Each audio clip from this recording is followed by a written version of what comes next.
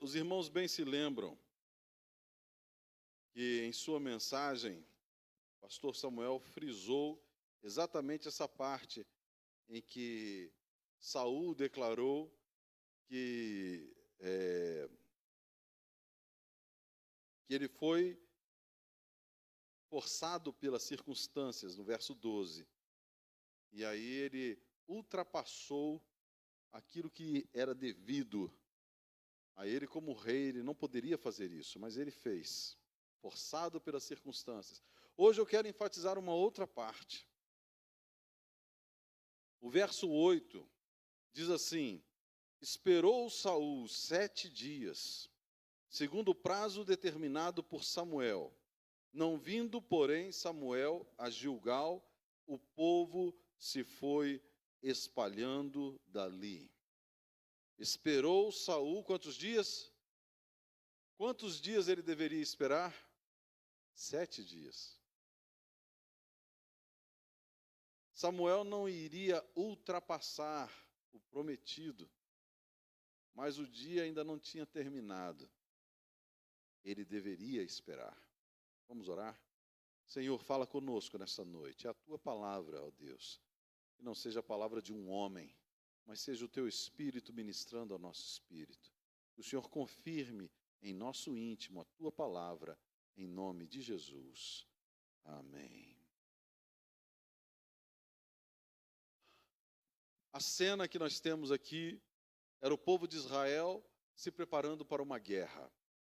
Eles estavam acuados pelos filisteus, que já estavam no seu arraial. Então Saul, como de costume, iria reunir o seu exército e iria também esperar o favor de Deus, vindo através do profeta Samuel, que ofereceria os sacrifícios e consultaria o Senhor. Então, depois de receberem o favor de Deus, eles iriam para a guerra. E quando tinham o favor de Deus, a vitória era certa. Samuel orientou o rei Saul para que esperasse 7 dias. Então virei a ti e farei a oferta. E Saul lá esteve com o exército de Israel e a expectativa do povo. No entanto, Samuel não chegava. O povo se foi impacientando. Eles não estavam aguentando esperar. Esperaram, e chegou o 7º dia e estava lá, e o dia começava a declinar, e Samuel nada. Aí vem a passagem que o pastor Samuel pregou domingo passado. Vem Saul e faz o sacrifício. Ele está lá fazendo o sacrifício, chega Samuel. E é isso que você está fazendo? E ele dá essa desculpa. Você não chegava. O povo começou a se dispersar e eu, forçado pelas circunstâncias, ofereci o sacrifício. Deus nos ensina a seguir os seus preceitos à risca. Os irmãos têm meditado na palavra de Deus desde que começamos esse estudo sequencial das histórias bíblicas. E os irmãos verão repetidas vezes Deus frisando isso, que eles devem fazer exatamente conforme Deus havia dito. Nem para mais, nem para menos. Não era para inventar. Vocês só têm que fazer exatamente conforme a orientação. Mas Saul se impacientou.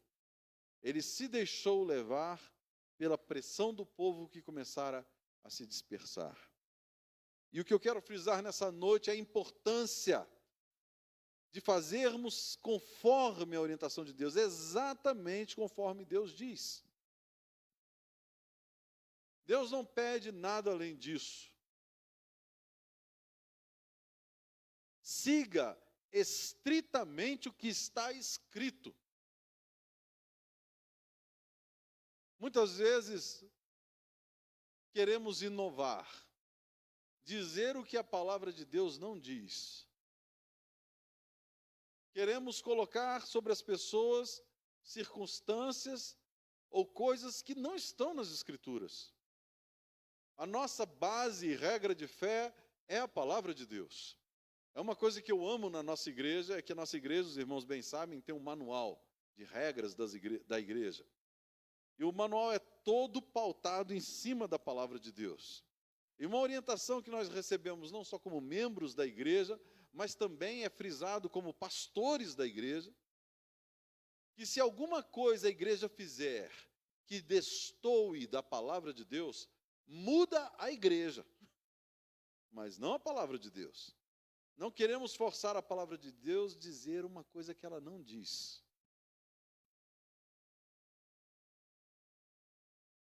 E há a assembleia, a reunião da igreja, periodicamente, regularmente, de 4 em 4 anos, para inclusive rever essas coisas. Se algum irmão da igreja ou pastor notar alguma coisa que a igreja não está fazendo conforme a palavra de Deus, então isso pode ser denunciado, para que a igreja debata e volte à palavra. Se os irmãos abrirem lá no livro de Tiago, Tiago capítulo 2, lá no final da Bíblia.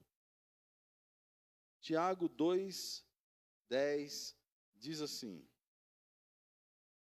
pois qualquer que guarda toda a lei, mas tropeça num só ponto, se torna culpado de todos. Qualquer que guarda toda a lei, mas tropeça em um só ponto, se torna culpado de todos. A ênfase aqui é ter o cuidado de fazer segundo tudo quanto está escrito. E se voltar agora a sua Bíblia para o Salmo 119, que é um louvor à palavra de Deus, o Salmo 119, ele já inicia assim no verso 4, Salmo 119, 4. Tu ordenaste os teus mandamentos, para que os cumpramos à risca. Tu ordenaste os teus mandamentos para que os cumpramos à risca. Mas por que essa ênfase? Por que é tão importante cumprirmos a palavra de Deus à risca? Porque os homens inovam, inventam, colocam um pesado jugo sobre o seu próximo, quando não é isso que a palavra de Deus quer. Mas há uma promessa, Josué 1, 7 e 8. Josué 1, 7 e 8 diz assim: tão somente ser forte e muito corajoso, para teres o cuidado de fazer o quê? Segundo toda a lei que meu servo Moisés te ordenou. Palavra de Deus para Josué. Dela não te desvies, nem para a direita, nem para a esquerda, para que sejas, olha que bênção, bem-sucedido por onde quer que andares. Não interessa o lugar. Vejam Abraão com o seu sobrinho Ló. Houve confusão entre os pastores de Abraão e os pastores de Ló. Então, Abraão tinha a prerrogativa por ser o mais velho, mas ele dá a opção para o seu sobrinho e diz: escolha para onde você quer ir. Se você for para um lado, eu vou para o lado oposto. E Ló escolheu as belas campinas do Jordão, as verdejantes campinas do Jordão, jardim regado do Senhor. E para Abraão sobrou o deserto árido. Mas Deus fez dele um manancial. Abraão prosperou no deserto árido. Por conta disso aqui, serás bem-sucedido por onde quer que andares. E o 8 diz: não cesses de falar deste livro da lei. Antes, medita nele dia e noite, para que tenhas cuidado de fazer segundo tudo quanto nele está escrito. Então, farás prosperar o teu caminho e serás bem-sucedido. Você pode ouvir uma outra palavra dizendo que para você prosperar, você tem que dar dinheiro para a igreja. Você vai ouvir isso. Para prosperar, você tem que fazer voto, você tem que fazer isso, você tem que fazer aquilo. A receita está aqui, irmãos, está claro. Você só tem que fazer segundo está escrito na palavra. Não se afaste dela. E se você tiver zelo de fazer segundo a palavra de Deus está dizendo, você vai fazer prosperar o teu caminho e você será bem-sucedido. Hoje de manhã o pastor Gito esteve conosco e ele falou da importância do legado, vocês se lembram? O mais importante é o legado.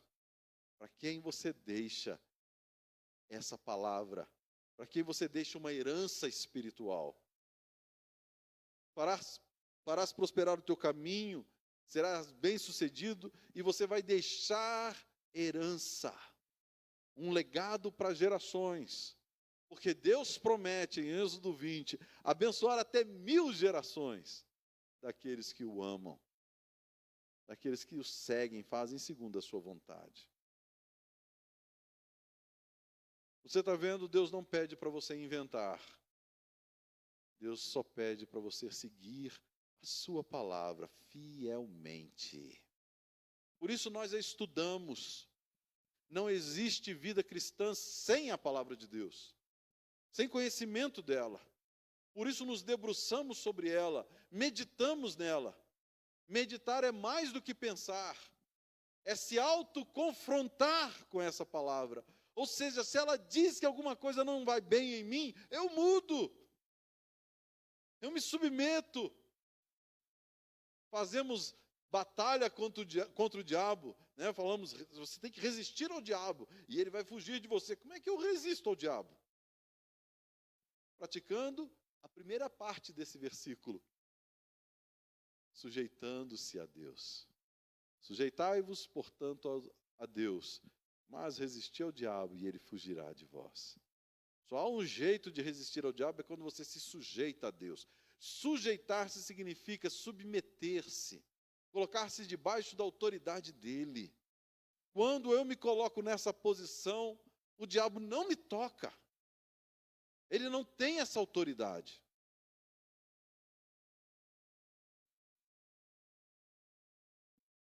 Olhamos pessoas que fracassam no caminho, ou vivem uma vida cristã aquém do que deveriam viver. Porque se esquecem do que a palavra de Deus diz. Há uma provisão de Deus para nós, que vivifica a palavra de Deus no nosso íntimo. Eu pergunto se você tem essa provisão de Deus na sua vida, para vivificar a palavra de Deus.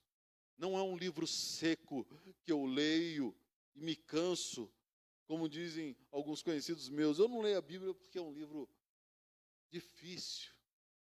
Não tem uma figurinha. Uma linguagem difícil, não entendo nada. Eu falei, porque você está tentando ler a Bíblia a seco. E como é que é isso? Você precisa do óleo da unção.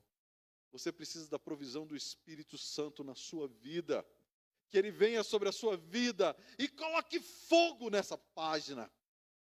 Aqueça o seu coração e transforme a sua vida. Que o Espírito Santo de Deus faça isso acontecer quando você se debruçar sobre a palavra de Deus e de repente ela salta e ela se funde com você, transformando os seus pensamentos, transformando suas atitudes. Sim, Senhor, é o que eu quero. Eu quero ser governado por Ti.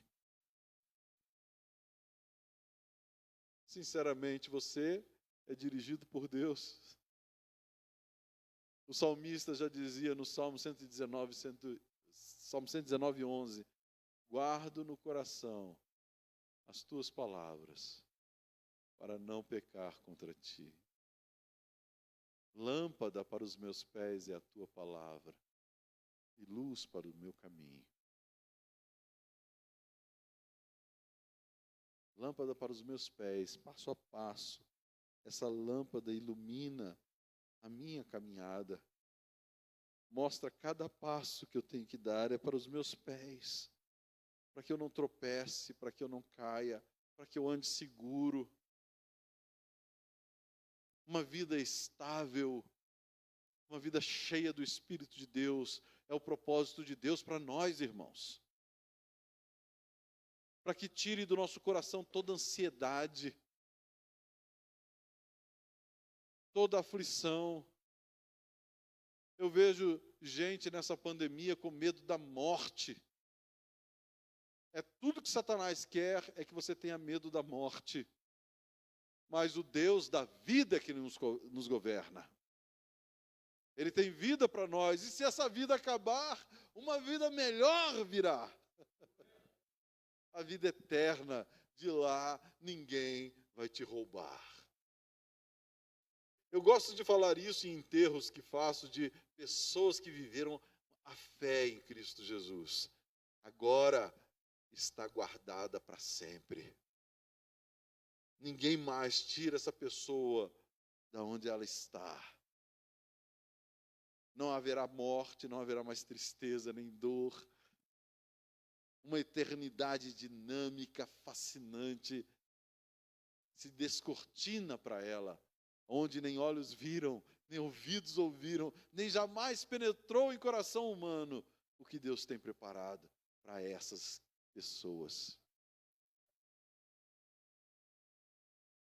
Deus não quer que vivamos na terra com medo da morte, mas vivamos a abundância da vida, porque eu lhes dei vida, e vida em abundância, que coloca você para cima, que faz você viver o dia comum como o melhor dos seus dias,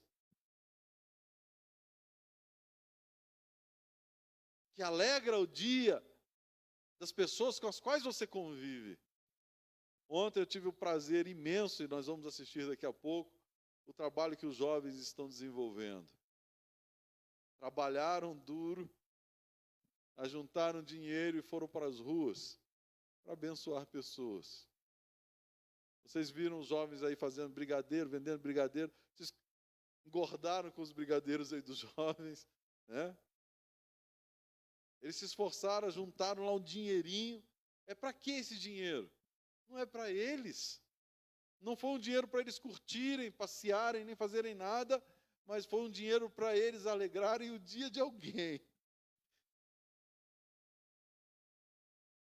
E nós saímos às ruas, eu fui levá-los na van, e oramos, pedindo a Deus, direciona-nos para as pessoas que nós vamos levar essa ajuda.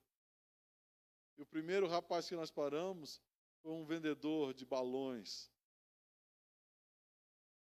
E ao ser abordado, ele fez uma declaração, no mínimo, duvidosa. Você tira bem vendendo o que você vende? Tipo, 400, 500 reais por dia. Meu Deus, vou largar meu emprego. Vou vender balão na rua. Por dia você tira isso? Mentira, né? E aí os jovens compraram lá um balão e pagaram com 100 reais. Ele olhou assim, acho que ele ficou meio, não vou ter troco para isso. Eu falei, não, o troco é seu. É mesmo? O troco é seu. Na realidade, isso aqui é um projeto, nós trabalhamos para abençoar pessoas que estão trabalhando, ganhando a vida, nessa dificuldade, então eles abençoam. E aquele moço saiu emocionado, porque ele ganhou o dia. Os jovens alegraram o dia dele. Não foi o único. Depois foram para um lavador de carro, depois um vendedor de coco. Terminaram com um alfaiate. O mais abençoado foi o vendedor de coco. Estava com a bicicleta dele quebrada, não sei como é que ele ia para casa com aquela bicicleta quebrada. E os jovens chegaram lá com a solução para ele. Ele ficou tão feliz que deu água de coco para todo mundo. Você já pensou? A vida que Deus deu aos nossos jovens, agora eles compartilham. Não é questão do dinheiro, é a atitude, é a mensagem. Nós somos aqueles que fazem o dia de alguém ser melhor. Mas para isso temos que seguir o que Deus diz à risca. Saul perdeu a bênção. Naquele dia o reino dele ia ser confirmado, mas porque ele não soube esperar, porque ele não soube fazer do jeitinho que era para fazer, o reino dele foi cortado e passado a quem era melhor do que ele. Às vezes nós perdemos a bênção de Deus porque não sabemos esperar. Perdemos a bênção de Deus porque nos impacientamos, achamos que Deus não quer fazer e a gente resolve tomar a coisa na própria mão. Maldito o homem que confia no homem, faz da carne mortal o seu braço. E a gente usa esse versículo de Jeremias para falar, maldito o homem que confia no outro homem, quando na realidade está falando, maldito o homem que confia em si mesmo, na sua própria capacidade, na sua própria força. Bendito o homem que confia no Senhor. Que você experimente o melhor de Deus para você. Que você experimente a vida de Deus para você. Que você descubra a vida de Deus nas páginas desse livro aparentemente morto, mas aquele que descobre a vida que há aqui.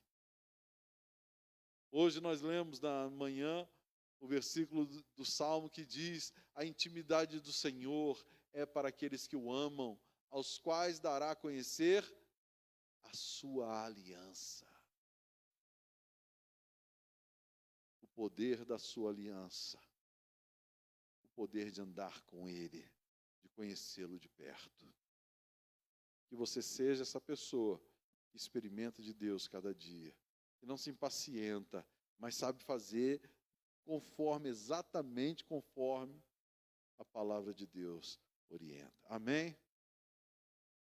Continue meditando nessa história bíblica de Saul. Tire preciosas lições para você, dessas que já compartilhamos e outras que você vai descobrir por si mesmo. E compartilhe a vida que você vai descobrir na palavra de Deus. Que Deus nos abençoe nessa noite. Que você seja renovado. Que você saiba reconhecer a Deus nos seus caminhos.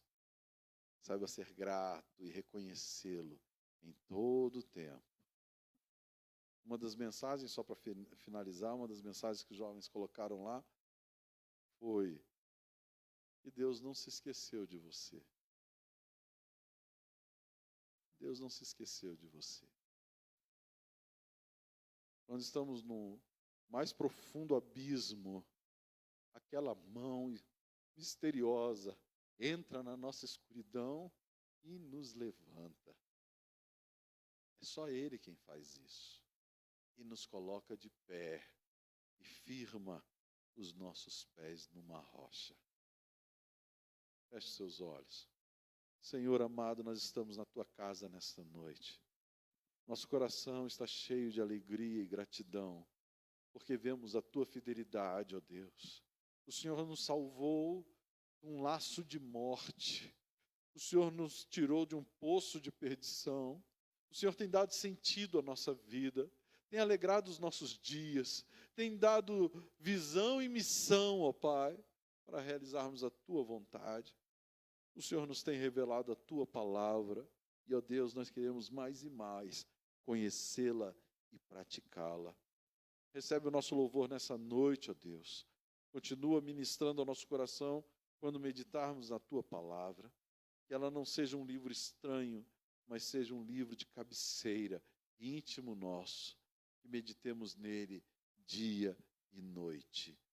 Abençoa os Teus filhos. Que o Teu Espírito ministre ao nosso espírito nesta semana. É a nossa oração, ó Deus. Não nos deixe cair em perdição, nem trilhar o caminho de morte, mas sabemos que o Senhor tem um caminho de vida, o caminho santo para os Seus filhos. Ajuda-nos a andar por ele, Pai. É a nossa oração, gratos pelo que o Senhor já fez, em nome de Jesus. Amém.